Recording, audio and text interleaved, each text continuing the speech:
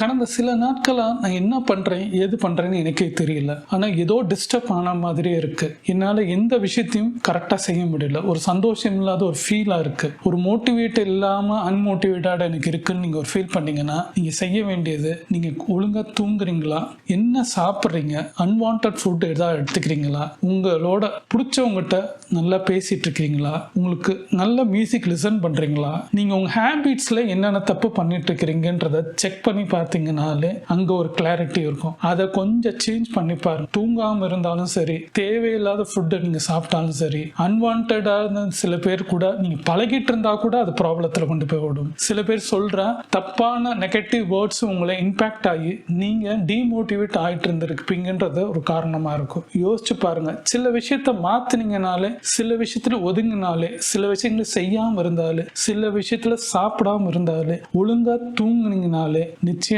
ஒரு நீங்க நல்ல சந்தோஷமாகவும் மோட்டிவேட்டான ஒரு பர்சனா இருக்கிறதுக்கு வழி இருக்கு. என்ன பண்ணிட்டு இருக்கீங்கன்றதை யோசிச்சு பாருங்க. இந்த சுச்சுவேஷன் இருக்கிறீங்களா இல்லையா? திங்க் பண்ணுங்க.